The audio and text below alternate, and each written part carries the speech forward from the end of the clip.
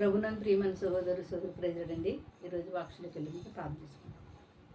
మోహనుద్ర మహాగండ సరస్వతిరా నాథ పరిశుద్ధాత్మడ ఆకాశాన్ని భూమిని సమస్తాన్ని సర్వాన్ని సృష్టించిన సృష్టికర్తానికి స్థితికి మహిమకి గంట తెలుస్తున్నాను తండ్రి.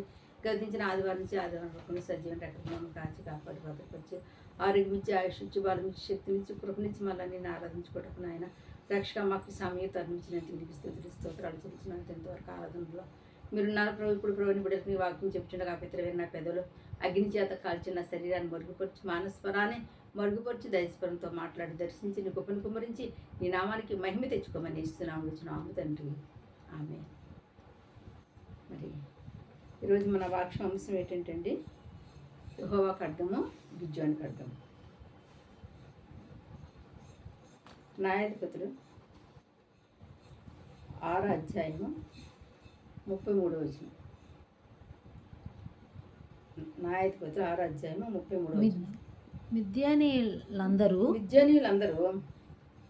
అమలేయులందరినీ తూర్పు వారందరినీ కూడి వచ్చినది దాటి ఇజ్రాయేలు మైదానములో దిగగా యెహోవా ఆత్మ గిద్యోనును ఆవరించెను. అతడు బోరగుదినప్పుడు అబిజేరు కుటుంబపు వారు అతని వద్దకు వచ్చిరి. అతడు మనిషి అందరి యొద్దకు దూతలను పంపగా వారిని కూడుకొని అతని వద్దకు వచ్చిరి. అప్పుడు ఆషేరు జెబేలును గోత్రముల వారు యొద్దకు దూతలను పంపగా వారిని కూడిన వారిని ఎదుర్కొన్నట్టుకు వచ్చిరి. ఇక్కడ మరి మిద్యానీయులు అమానీకులు వీళ్ళందరూ కలిపి ఎవరి మీద కంటే ఇశ్రాయేలు మీదకి యుద్ధానికి వస్తున్నారంటే ఈ విషయం ఎవరికి తెలిసిందండి? గిద్యోనికి తెలిసిందండి. గిద్యోనికి ఎప్పుడైతే తెలిసినప్పుడు ఏం చేయాలో, అయ్యో మరి మా గోత్రము చిన్న గోత్రము, మేము జనులు కూడా తక్కువగా ఉన్నాము, మేము ఎలా యుద్ధం చేయగలము, మేము ఏం చేయగలమని తెలిసట.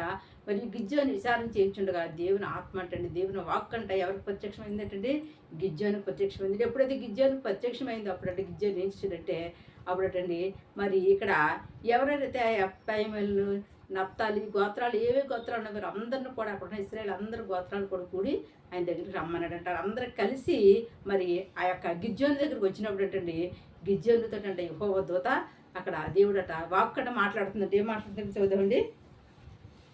36వ వచనము. అప్పుడు గిద్యోను నీవు సెలవిచ్చినట్లే నా చేత ఇశ్రాయేలును రక్షింపనుద్దేశించిన ఎడల నేను కళ్ళెమును గొర్రుకొచ్చి ఉంచిన తర్వాత నేల అంతయు ఆరియుండగా ఆ గొర్రెబొచ్చు మీద మాత్రమే మంచుపడి నెడల నీవు సెలవిచ్చినట్లే ఇశ్రాయేలును నా మూలముగా రక్షించదనని నేను నిశ్చయించుకుందును దేవునితో అనెను. దేవునితో ఇక్కడ ఏం చెందాడంటే ఇక్కడ మరి ఈ యొక్క గిద్యోని దేవుని వాక్కు వచ్చినట్టు నువ్వు చెప్పావు కదా, నువ్వు తప్ప ఇశ్రాయేల్ని నువ్వు తప్ప ఎవరు విడిపించలేరు అని గిద్యోని నాతో నువ్వు చెప్తున్నావు కనుక నాకు ఒక సందేశం, నీ ద్వారా నాకు ఒక వాగ్దానం కావాలి, నీ ద్వారా నాకు ఒక నమ్మకం కావాలి. నా కనుక నువ్వు ఒక పని చేయాలి. ఏం చేస్తావంటే నేను నేల మీద ఈ యొక్క గొర్రెపొచ్చిని ఏం చేస్తాను పరుస్తాను. ఈ నేల మీద ఎప్పుడైతే గొర్రెపొచ్చిని పరిచానో నేలంతా కూడా ఎలా ఉండాలండి మరి శుభ్రంగా పొడిగా ఉండాలి. గొర్రెపొచ్చి మాత్రమే ఏమన్నా చెప్పండి మంచి పడి ఉండాలి. అలా నువ్వు చేసేవనుకో, నువ్వు చేసినప్పుడు నేను ఏమనుకుంటానంటే నిశ్చయంగా నీవు చెప్పినట్టుగా ఇశ్రాయేలు అందరూ కూడా మిద్యానీయుల చేతిలోంచి శత్రువులందరి చేతిలోంచి విడుదల పొందుకుంటారని నేను నమ్ముతాను అనేసి అంటే ఈ గిద్యోని చెప్తాడంట. ఎందుకు గిద్యోని దేవుడు ఎన్నుకున్నాడంటే గిద్యోని అంటే ఎన్నిక లేనివాడు. మిద్యానీయులు వీళ్ళ పంట చేలను వీళ్ళు తిన్న ఆహారాన్ని మరి ఆ యొక్క మిద్యానీయులు వచ్చి వీళ్ళందరూ వచ్చి మరి వాళ్ళని ఎప్పుడైతే మరి వీళ్ళకి సరిగ్గా చేతికి అందుతుంది, మేము చక్కగా మరి వ్యవసాయం చేసుకున్నాము, పంట వేసుకున్నాము, ఈ పంట మేము చక్కగా తింటాం అనుకున్న సమయంలో ఏమైంది ఏంటంటే ఆ విద్యానులు వచ్చి ఏం తీసుకొని చెప్పండి ఎత్తుకుని పోయేవారంట. అటువంటి అప్పుడు దేవుడు అట ఎవరితో మాట్లాడాడంటే గిద్యోనితో మాట్లాడాడంట.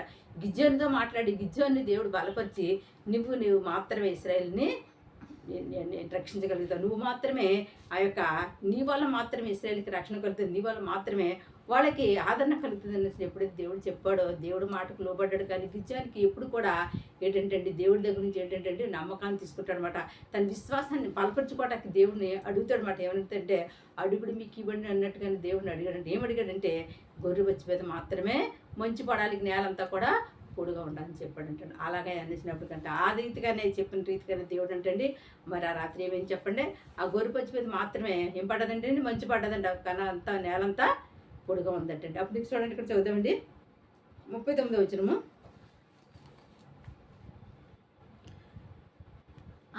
అప్పుడు గిజ్జోను నీ కోపము నా మీద నుండనీయకము, ఇంకొక మారు ఆ బొచ్చు చేత శోధింపు సెలవునిమ్ము. నేల అంతటి మీద మంచు పడి ఉండగా ఆ బొచ్చు మీద మాత్రమే పొడుగా ఉండనిమ్మని దేవునితో అనగా ఆ రాత్రి దేవుడు అలాగనే చేసెను. నేల అంతటి మీద మంచు పడును, ఆ బొచ్చు మాత్రమే పొడుగా ఉండెను. దేవునికి స్తోత్రం. ఒక్కసారి కాదండి, ఈ గిజ్జను 2 మార్లు అంటే దేవుడిని ఇచ్చాడు. చెప్పండి, దేవుడిని అంటే అడిగాడంటే కోపపడతాడని తెలుసు. విశ్వాసాన్ని పరీక్షించుకోవడం అంటే 2 సార్లు దేవుడిని అంటండి ఏం చేశాడు చెప్పండి, వరం అడిగాడంటే. ఒకసారి ఏమన్నాడంటే దేవుడు చెప్పిన రీతిగానే మరి ఆ గొర్రెబొచ్చు మీద మంచు లేదు, నేలంతా మీద మంచు ఉంది. ఇప్పుడు మళ్ళీ ఏమన్నాడండి, గొర్రెబొచ్చు మీద మాత్రం మంచు ఉండాలి, నేలంతా పొడుగా ఉండాలి. 2వ మరి నువ్వు నా మీద కోపడ్డా సరే నేను బలపడ్డాకే నువ్వు నాతోనే ఉన్నావు, నాలోనే ఉన్నావు, నా ప్రార్థన నువ్వు ఆలకిస్తున్నావు, నేను ఇశ్రాయేలుని అందరిని కూడా విడిపించగల శక్తిమంతుడు అనేసి నువ్వు శక్తిమంతుడు దేవుడు నాలో ఉన్నావు కనుక నేను కూడా విడిపించగలను అనేసి మరి చేయాలంటే కనుక నువ్వు నాకు ఈ పరీక్షను కూడా నువ్వేం చేయాలి చెప్పండి. నేను చెప్పిన ఆ మాట కూడా నువ్వు వినాలనేసి అంటే దేవుడిని అడిగిన వ్యక్తి ఎవరు తెలుసండి, గిజ్జోను అంటే. దేవుని నామానికి స్తోత్రం. అంటే ప్రతి విషయం కూడా ఎవరిని అడగాలండి, దేవుడిని అడగాలి. దేవుడు చెప్పాడు ఆల్రెడీ. ఎందుకంటే ఈ గిజ్జానికి అంత ధైర్యం ఎందుకంటే దేవుడు ఏర్పాటు చేసుకున్నాడు ఈ గిజ్జాన్ని. దేవుడు అన్నాడు, నువ్వు చిన్నవాడు అనేసి, నువ్వు తక్కువ మరి గోత్రంలో ఉన్నవాడు అనేసి నువ్వు బాధపడద్దు, కానీ నువ్వు నేను ఏర్పాటు చేసుకున్నాను. నీ వల్ల ఇశ్రాయేలుకి రక్షణ కలుగుతుంది, నీ వల్లే కొంతమంది విడుదల పొందుకుంటారు, నీ వల్లే కొంతమంది రక్షించబడతారనేసి ఎప్పుడైతే మరి గిజ్జాన్ని మరి దేవుడు ఏర్పాటు చేసుకున్నాడు అటు రీతిగానటండి. గిజ్జాను ముందు నుంచి కూడా దేవుడిని ఏం చేసేవాడు చెప్పండి, ప్రతిదీ కూడా మరి అడిగేవాడు కనుక ఇప్పుడు కూడా అడిగాడట. ఆ రీతిగా దేవుడు ఏం చేయడండి, తెల్లవారినప్పుడు కంట మళ్ళీ నేలంతా ఏమైపోయింది చెప్పండి, మరి మంచు ఉందంటండి. ఆ యొక్క బొచ్చు మీద మాత్రం మంచు లేదండి. దేవునికి స్తోత్రం, హల్లెలూయా. దేవుడిని మరి పరీక్షించి విశ్వాసాన్ని బలపరుచుకున్న వ్యక్తి ఎవరంటే గిజ్జోను మాత్రమే అండి. అప్పుడు అటండి ఈ రీతిగా అయిన తర్వాత అప్పుడు గిజ్జోను ఏం చేస్తుంది ఇక్కడ చూద్దామండి. 7వ వచనం, 7వ అధ్యాయం. అప్పుడు ఏరేబులు అనగా గిజ్జోను అతనితో ఉన్న వారందరూ ఏకువనే లేచి యెహరోదు బావి యొద్దకు దిగగా లోయలోని మోర కొండకు ఉత్తరముగా మిజ్జోనీయు దండపాలెం వారికి కనబడును.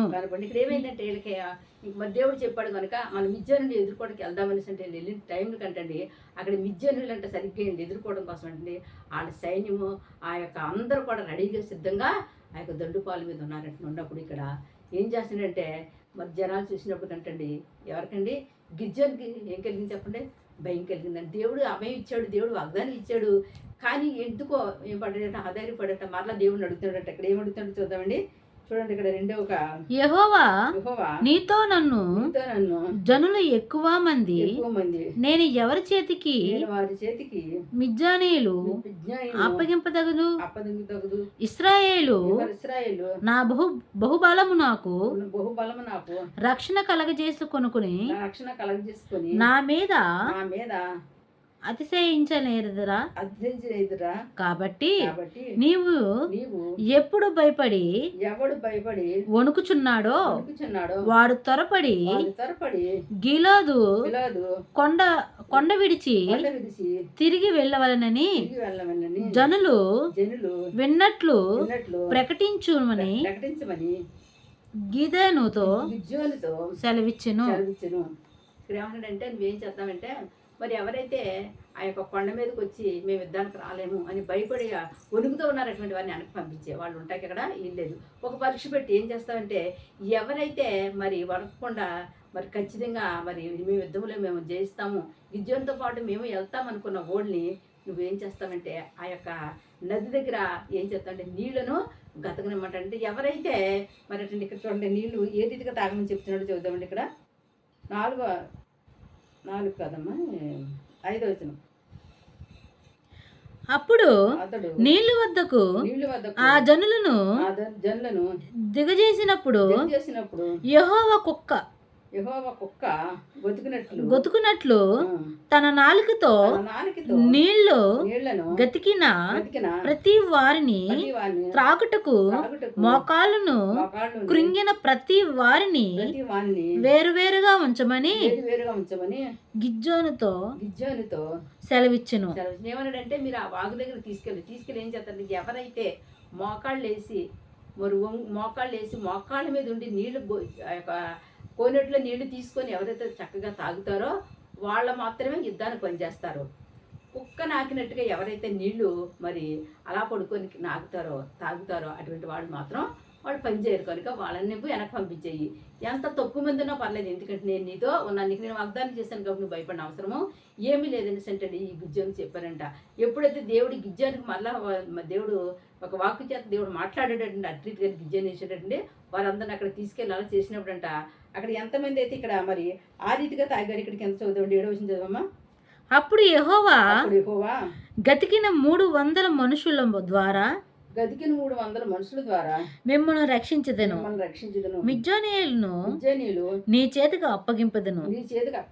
జనులందరూ తమ తమ చోటకు వెళ్ళవచ్చునని గిద్యోనుతో సెలవిచ్చెను. ఏమన్నాడంటే ఇంక వద్దు, ఈ 300 మంది చాలు, కనవాళ్ళు మాత్రం వాళ్ళ చోటలకే వాళ్ళు వెళ్ళిపోమనేసండి. వారు అందరూ ఎవరి మట్టుకాలు వెళ్ళిపోయి ఈ 300 మంది సిద్ధం చేసుకొని ఈ 300 మందిని తీసుకొనటండి ఎక్కడికి మిజ్జానీయుల మీద కంటండి యుద్ధానికంట. ఎవరు బయలుదేరుతున్నారంటండి, ఈ గిద్యోనట బయలుదేరుతున్నారంటే. బయలుదేరినప్పుడు ఇక్కడ ఏం జరిగిందో చూద్దామండి. 9వ వచనము. ఆ రాత్రి యెహోవా అతనితో ఇట్లనెను, నీవు లేచి దండి మీదకి పొమ్ము, నీ చేతికి దానిని అప్పగించదను. పోవుటకు నీకు భయమని ఎడల నీ పనివాడిని పురారుతో కూడా దండుకు దిగుపొమ్ము. వారు చెప్పుకొనుచున్న దానిని వినిన తర్వాత నీవు ఈ దండులోనికి దిగిపోవుటకు నీ చేతులు బలపరచబడనని చెప్పగా అతడు అతని పనివాడైన పురేయును ఈ దండులోనున్న సన్నదులు నొద్దకి పోరి. దేవునికి స్తోత్రం. ఎప్పుడైతే మరి ఇంకా భయపడుతున్నాడు గిద్యోని, దేవుడిని అడిగాడు, ఇన్ని చేసిన సరే భయపడుతున్నాడు. దేవుడు చెప్పాడంట నీతో పాటు ఉన్న పూరైన వ్యక్తి ఉన్నాడు కనుక అతను కూడా బలవంతుడు, అతను కూడా ధైర్యవంతుడు, అతను కూడా ప్రార్థనాపరుడు కూడా. అతను తీసుకొని నువ్వు వెళ్ళు, అతనితో పాటు వెళ్ళి నీ సైన్యం తీసుకొని నువ్వు వెళ్ళు. వాళ్ళు అక్కడ ఉన్నప్పుడు నేను సహాయం చేస్తాను. నీ చేతికి నేను ఎవరిని అప్పచెప్తాను చెప్పండి, గిద్యోనులు అప్పచెప్తాను. దేవునామానికి మహిమ కలుగునాక శత్రువుని మీ చేతికి అప్పచెప్తానని చెప్తున్నాడు. ఎప్పుడైతే మీ మోకాళ్ళ నుంచి ప్రార్థన చేస్తారు, ఎప్పుడైతే దేవుని వైపు మరి విశ్వాసంతో నమ్మకంతో కొద్దివారమైనప్పటికీ నువ్వు మాతో ఉంటావు తండ్రి, చిన్నవారమైనప్పటికీ మాతో ఉంటావు తండ్రి అని ఎవరైతే నమ్మకంతో విశ్వాసంతో ప్రార్థిస్తారో అటువంటి వారి జీవితంలో దేవుడు ఏం చేస్తాడో విజయాన్ని ఇస్తాడండి, విడుదలనిస్తాడంట. మోకాళ్ళు ఎప్పుడైతే వేసి ప్రార్థించామంటే సాతాను సిగ్గుపడి పారిపోద్దంట. ఎప్పుడైతే మోకాళ్ళ ప్రార్థన చేస్తామో దేవుడు ఏం చేస్తాడు చెప్పండి, ఆ ప్రార్థన ఆలకిస్తాడంటే. ఇక్కడ ఒక్కరున్నా, ఇద్దరున్నా, ముగ్గురున్నా, 3000 మంది ఉన్నా సరే విజయాన్ని ఇవ్వడానికి సిద్ధంగా ఉన్నాడు కనుక అదే రీతికి యెహోషువ ఏం చేయండి, ఏకవజాములు వేశారు, ఏకవజాములు వచ్చారు, 3 గంటలకు వచ్చారు. దాని ప్రయోజనం ఏమని చెప్పండి, వాళ్ళు వచ్చిన వాళ్ళందరూ కూడా ఎంతమంది వచ్చారండి, 1000 మంది వచ్చారు. కానీ 1000 మంది ఎవరు కూడా ప్రయోజనం లేకుండా పోయారు. కానీ ఎవరైతే మరి ఈ యొక్క గిద్యోని చెప్పినట్టుగా మరి మొక్కాళ్ళ మీద నీళ్ళు తాగారు వాళ్ళు మాత్రమే వాళ్ళతో పాటు కిరీరాన్ని కూడా తీసుకున్నట్టండి యుద్ధానికి వెళ్ళాడంటే. ఎందుకు చెప్తున్నానంటే ఇక్కడ మరి గిద్యోనికి దేవుడు ఒక బాధ్యత అప్పచెప్పాడు, ఒక కుటుంబాన్ని అప్పచెప్పాడు, ఒక ఇశ్రాయేల్ ప్రజలను అప్పచెప్పాడు. తన కుటుంబమే కాకుండా ఇశ్రాయేల్ ప్రజలు, ఆ దేశంలో ఉన్న ప్రజలందరూ అప్పచెప్పాడు. ఆ ఇశ్రాయేల్ అందరూ కూడా గిద్యోనికి ధైర్యవంతుడు, బలవంతుడు, ఏదైనా చేయగలడు, దేనికైనా తెగించగలడు అనేసి చెప్పుకుంటూ ఉంటారు. కనుక అటువంటి వారిని అంట ఎవరు ఎన్నుకున్నారండి, దేవుడు ఎన్నుకున్నాడంట. ఎవరు ఎన్నుకున్నారు, దేవుడు ఎన్నుకొని, దేవుడు పిలిచి, దేవుడు అభిషేకించి మరి గిద్యోని మాట ఎవరంటున్నారు చెప్పండి, దేవుడు అంటున్నాడంట. మరి దేవుడిని ఏం చెప్తున్నాడు, నువ్వు అలాగే వేరు చెప్తున్నాడు చేస్తాననేసి మరి గిద్యోని ఎన్ని పరీక్షలు పెట్టాడు, అన్ని పరీక్షలను కూడా విజయానికి దేవుడు ఏం చేసేటప్పుడు విజయాన్ని ఇచ్చాడు కనుక అలాగే మనకు కూడా దేవుడు విజయాన్ని ఇవ్వడానికి సిద్ధంగా ఉన్నాడు కనుక మనం చెప్పిన మాట దేవుడు వినాలి. దేవుడు చెప్పిన మాట మనం ఆలకించాలంటే ముందు మనం ఏం కలిగి ఉండాలి చెప్ప, ప్రార్థన శక్తి కలిగి ఉండాలి, ప్రార్థనా బలం కలిగి ఉండాలి. ఇక్కడ గిద్యోను ప్రార్థన శక్తి కలిగి ఉన్నాడు, ప్రార్థనా బలం కలిగి ఉన్నాడు. తనతో పాటు తన వారిని అందరినీ, తన కుటుంబాన్నే కాదు, తన యొక్క గ్రామంలో ఉన్న వారిని, తన ఊర్లో ఉన్న ఇశ్రాయేలు అందరినీ కూడా ఎలా సిద్ధపడించండి, ప్రార్థనా యోధులుగా ఈ గిద్యోను తయారు చేశాడు కనుక ఇక్కడ ఏంటంటే అదే రాత్రి వాళ్ళంట మరి వాళ్ళ మీదకి యుద్ధానికి వెళ్దామని రెడీగా ఉన్న సమయంలో అంటే అందులో ఒక అతనట కలగనడంటే ఎటువంటి కలగనంటే ఇక్కడ చదవండి 7వ వచనం 13వ వచనమ్మ. గిద్యోను వచ్చినప్పుడు ఒకడు తన కనిన కలను తన చెలికానికి వివరించుచూ ఉండెను. ఎట్లనగా నేను ఒక కల కంటిని, అదే మనగా ఎవల రొట్టు ఒకటి గిద్యోనుల దండలోనికి దొర్లి యొక్క గుడారమునకు వచ్చి దాన్ని పడగట్టి తల క్రింద చేసినప్పుడు ఆ గుడారము పడిపోయేను. ఏమంటే ఇక్కడ కలగంటే ఇంకా రాత్రి అయ్యా నేను మనం అందరూ పడుకున్నారు కదా, మీరు అందరూ పడుకున్నాగా నేను పడుకున్న ఒక కళ వచ్చింది. ఏంటంటే ఎవరి రొట్టి ఒకటి వెళ్ళి ఏం చేసిందంటే ఆ మిజ్జానీలు గుడారాలు తల అంటే పైకొప్పుని ఏం చేసిందంటే ఈ యొక్క ఎవరి రొట్టె వెళ్ళిందంట, ఆ పైకొప్పునంట ఇలా రొట్టె వెళ్ళి ఎప్పుడైతే పడ్డాదో పైకొప్పు అంటే కింద పడిపోయిందంట. చూసారా ఆ కళకు అర్థం ఏంటంటే అప్పుడు ఈ కళ చెప్పగా నా పనుడు అంటున్నాడంటండి, అలాగైతే ఈ పని చేసేది ఎవరు కాదు, గిద్యోని ఖడ్గమే. గిద్యోని ఖడ్గం ద్వారానే ఆ యొక్క మిజ్జానీకి ఏం చెప్తే చెప్పండి అపజయం కలుగుతుంది.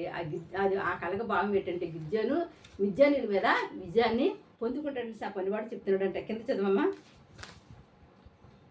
14.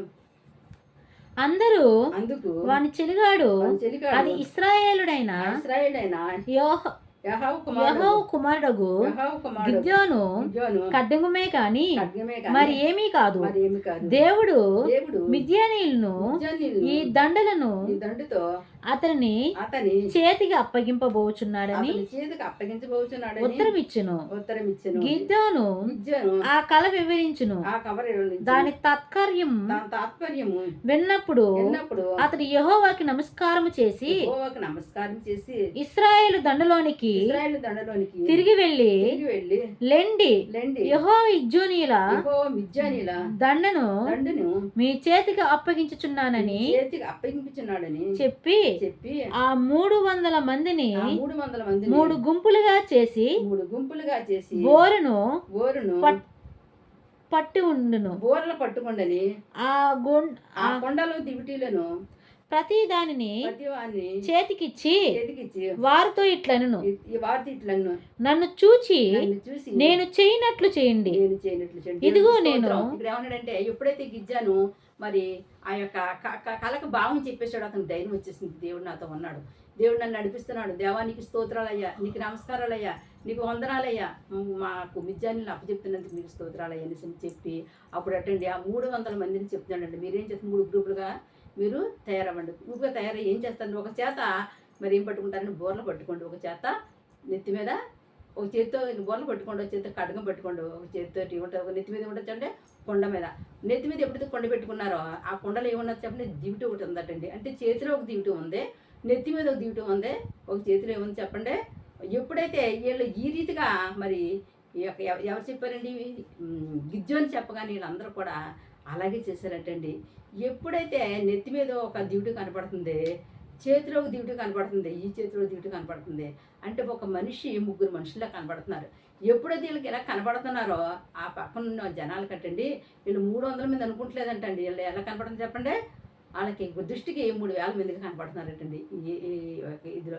అప్పుడు ఎప్పుడైతే అలా కనపడతారో అప్పుడు వాళ్ళు పారిపోతారు. మన నుంచి దేవుడు మనకి ఇచ్చిన జ్ఞానం అంటే ఆ చిన్న ఎవల రొట్టె, ఆ ఎవల రొట్టె ద్వారా ఆ యొక్క గుడారం పడిపోవడం ఏంటి అంటే మనం కొద్దివారమైనా సరే, చిన్నవారమైనా సరే, తక్కువ వారమైనా సరే మన ప్రార్థన శక్తి ద్వారా ఎటువంటి గొప్ప కార్యమైనా జరుగుతుంది కనుక దానికి భావం అదే. ఎప్పుడైతే తెలుసుకున్న వీళ్ళు గిజ్జని ఏంటండి ఇక్కడ ఉన్న వాళ్ళందరికీ మరి మంచి తెలివితేటలు కలిగిన జ్ఞానాన్ని పొందుకునే గిజ్జని చెప్పిన మంచి తెలివైన మాట చెప్పాడంటే అప్పుడు అందరూ కూడా మరి ఏం చేశారంటే ఇవ్వండి మరి ఎప్పుడైతే గిజ్జను అన్నాడని మరలా నేను ఎప్పుడైతే బోర ఊతానో ఆ సమయానికి మాత్రమే మీరు కొండలో కొండను బదలకొట్టమని చెప్పాడు అనమాట అండి.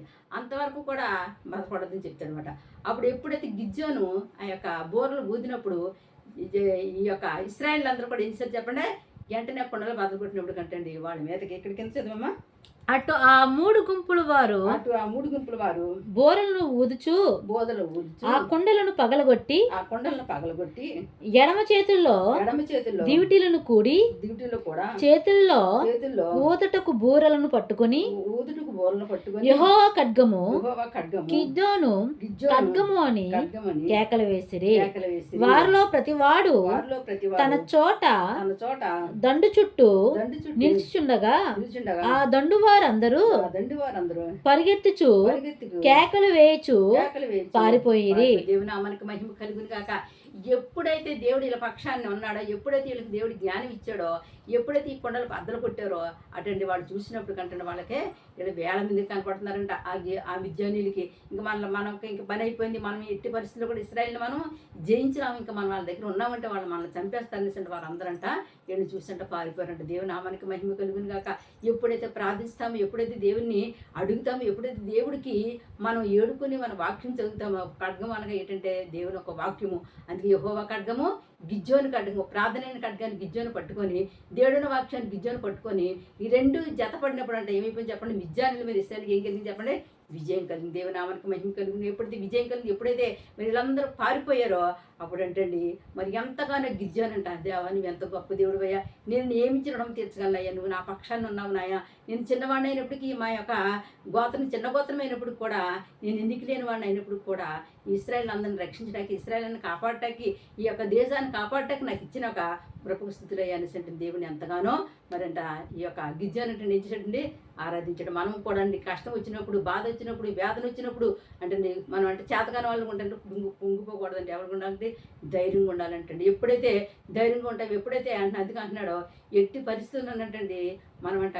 కష్టం వచ్చినప్పుడు, బాధ వచ్చినప్పుడు, వేదన వచ్చినప్పుడు అంటే మనం కృంగిపోకుండా అంటండి ప్రార్థన కలిగి ఉండాలంట. ప్రార్థన అట్ట పరిస్థితులు మార్చేస్తుందండి. ప్రార్థన ఏం చేస్తుంది, ఏదైనా చేయగలుగుతుంది. మన యేసుప్రభు వారికి కూడా మరి ఆయన ఏం చేశారు చెప్పండి, ప్రార్థన వల్లే మరి అన్నిటిని కూడా జయించాడు కనుక ప్రార్థన వల్ల సాతాన్ని ఎల్లగొట్టాడు. శిశువులు ఎల్లగొట్టలేకపోయినప్పుడు దేవుడు ఎప్పుడైతే ప్రార్థించి ఆ యొక్క సాతాన్ని ఎల్లగొట్టాడు, అట్టి రీతిగా మనం ఏం చేయాలి చెప్పండి, ప్రార్థన శక్తి కలిగి ఉండాలి. గిజ్జోని ప్రార్థన కలిగి ఉన్నాడు కనుక గిజ్జోని ఆ ప్రార్థన శక్తి ద్వారా పరిశుద్ధాత్మ దేవుడు తను ఆవరించడం ద్వారా తను అడిగాడు, అయ్యా ఎందుకయ్యా, ఎంతకాలమయ్యా మా బతుకులు, ఎంతకాలమయ్యా ఈ జీవితాలు, ఎంతకాలమయ్యా ఇశ్రాయేలు విద్యార్థులకు భయపడి దొంగచాటుగా ఉండి ఈ యొక్క ఆహారం తినడం, దొంగచాటుకి ఇలా ఇదవడం ఉన్నప్పుడు ఏం చేయడం, లాస్ట్ దేవుడు వాళ్ళ ప్రార్థన ఆలకించాడు, వాళ్ళ మొర ఆలకించాడు కనుక గిజ్జాని చెప్పిన రీతిగా దేవుడికి ఏం చేశాడు చెప్పండి, ఆ యొక్క విద్యానులు అందరూ అన్నట్టండి వీళ్ళు చూసి పారిపోయినట్టు. దేవునామానికి మహిమకి ఎటువంటి జ్ఞానం ఇచ్చాడండి, ఒక్కళ్ళు ముగ్గురుగా కనపడినటువంటి జ్ఞానాన్ని దేవుడు గిజ్జానికి ఇచ్చాడు. అలాగే నువ్వు కూడా పరిస్థితులు తారుమారైనప్పుడు, నేను కూడా పరిస్థితులు తారుమారైపోయినప్పుడు దేవుడికి ప్రార్థించినప్పుడు దేవుడే మనకి ఏమిస్తాడు చెప్పండి, జ్ఞానాన్ని ఇస్తాడు, తెలివినిస్తాడు. సాతాన్ని ఓడించడానికి మన పరిస్థితులను తారుమారు చేసుకోవడానికి కావాల్సిన కృపను అనిపిస్తాడు. ఆయన కృపచేతన, ఆయన ఆత్మచేతన అద్భుతాలు జరిగితే కనుక గిజ్జాని జీవితంలో దేవుడు ఏ రీతిగా అయితే అద్భుతం చేసి గిజ్జోని ఖడ్గము యెహోవా ఖడ్గం చూసారా, దేవునితో సమానంగా గిజ్జోని కూడా దేవుడు మరి అక్కడ వాళ్ళ ఇద్దరు కొట్టగల కారణం ఏంటంటే మరి దేవునితో పాటు దేవుడిని ఎదిరించగల సత్తా ఎవరికి చెప్పండి, గిజ్జోను కొంతమాట. ఎందుకుందంటే గిజ్జోను ప్రార్థన అటువంటిది, గిజ్జోను యొక్క శక్తి అటువంటిది. గిజ్జోను దేన్నైనా సరే ఎదుర్కొనే శక్తిమంతుడు కనుక ప్రార్థన యోధుడిగా నిలబడి ఉన్నాడు కనుక మరి గిజ్జోను అటువంటి ఇశ్రాయేల్ జనాంగాన్ని అందరిని కూడా రక్షించుకుంటాం. అలాగే మనం కూడా మన కుటుంబాలు రక్షించుకోవాలంటే మనం కూడా ఏం కలిగి ఉండాలి చెప్పండి, ప్రార్థన శక్తి కలిగి ఉండాలి, ప్రార్థన జీవితం కలిగి ఉండాలి.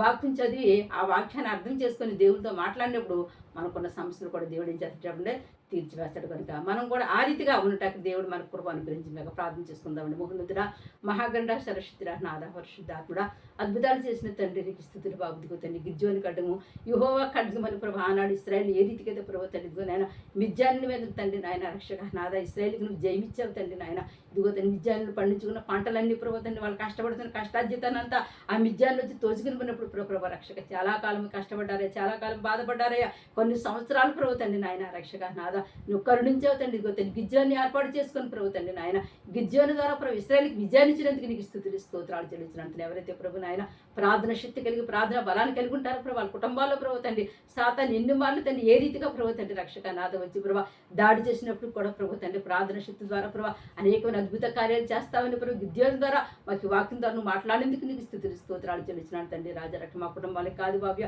గిద్యోని తన కుటుంబానికి కాదు తండ్రి ఇశ్రాయేలు జనాన్ని అందరినీ కూడా ప్రభు రక్షించుకున్నాడు తండ్రి. అలాగే ప్రభు మా కుటుంబాలే కాకుండా అందరిని రక్షించుకునే కృపను దైత్యం నడుచున్నా అంటే రక్షణ నిలబడికి రక్షణ మారు మనసు పరిశుద్ధాత్మ నిలబడికి పరిశుద్ధాత్మ దయచేది. ఎవరైతే వివాహం కాకుండా బాధపడుతున్నటువంటి వివాహాలు జరిగించిన ఉద్యోగాలు లేకుండా ఉన్న వారికి ఉద్యోగాలు దైత్యం నడుచున్నాను తండ్రి. రాజరక్ష గర్భాలు లేకుండా కూలిపోతున్న బిడ్డకి గర్భఫలం దయచిన గర్భం తెరవండి ప్రభు తండ్రి నాయన రక్షక అన్న గర్భం తెరిసిన రీతిగా గర్భం తెరమడుచున్నాను. గర్భాలు ఇచ్చిన బిడ్డకి తగిన సమయంది ఆరోగ్యాన్ని బిడ్డ కృపదైత్యం నడుచున్నాను తండ్రి. ఎవరైతే ఈ రోజు డెలివరీ అవుతుందో ఆ బిడ్డకు సిల్వర్ డెలివరీ కృపదచ్చిన ఎవరికైతే ఈరోజు ఆపరేషన్ చేయించుకుంటున్నారో వాళ్ళు మంచిగా ఆపరేషన్ జరిగి క్షేమంగా సురక్షంగా బయటకు వచ్చి కృపదైత్యం నడుచున్నాను తండ్రి. రాజా రక్షక నాదా పరిశుద్ధాత్మ కృప కల తండ్రి. నీ గొప్ప గొప్పది ప్రభు నీ ప్రేమ గొప్పది ప్రభు తండ్రి. అంత్యకాలంలో కడవడి కాలంలో ఉన్నంత ఏ సామెను ఏ గడి నువ్వు వస్తావో తెలియదు కనుక తండ్రి. మెలకువ కలిగి ప్రభు నాయన బుద్ధి లేని కనికిలా కాకుండా బుద్ధి కలిగిన కనికల వెళ్ళే ప్రభు నాయన రక్షక నాదా నీ రాకడ రెండో రాకడలో ప్రభు నాయన నీ రాకడలో ఎత్తబడిన గుంపులో ఉండే కృపను మాకు అందరికీ దైత్యం నడుచున్నాను తండ్రి. ఎవరైతే మా ప్రార్థన గొప్పను ఫోన్ చేసి ప్రార్థించమని అడిగారో ప్రతి బిడ్డను దీవించండి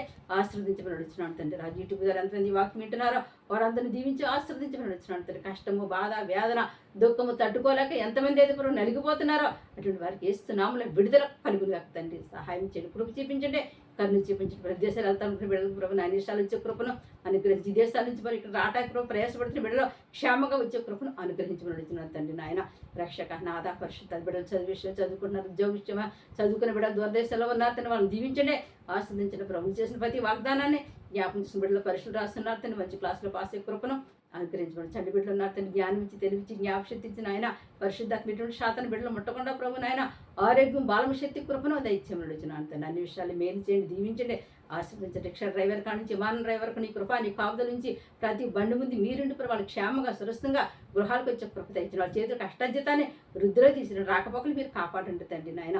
అన్ని విషయాలు మేలు చేయండి దీవించండి ఆశీర్వదించి ప్రతి సాధితులు సంఘాలు జ్ఞాపం చేసుకోండి ప్రతి సేవకులు జ్ఞాపం చేసుకోండి ప్రభు నాయన రక్షక సేవ పరిచయాలన్నీ కూడా ఆస్వాదించండి దీవించండి ప్రభు. నాకు పాప నశించబడి నీకు ఇష్టం కాదు కనుక నశించిపోయిన ఆత్మలు ఎదిగి రక్షించే కృపను ప్రతి ఒక్కరికి దైత్యం నడుచున్నాను తండ్రి. రాజా రక్షక నాదా పరిశుద్ధ ఆత్మ నీ కృపను కుమరించండి కనికరించండి కటాక్షించండి అన్ని విషయాలు మేలు చేసి దీవించి ఆస్వాదించి ప్రభు తండ్రి నాయన రక్షక నాదా నిరాకడ ఆలస్యమైతే మరొక వారు ఈ రీతిగా ప్రభు తండ్రి రాజా నేను ప్రార్థించుకునే కృప దైత్యమని శక్తివంతమైన నామన ఈ ప్రార్థన అంతటా మీకు సమర్పణ చేసుకుంటున్నాం అమ్మా పరమ తండ్రి ఆమె.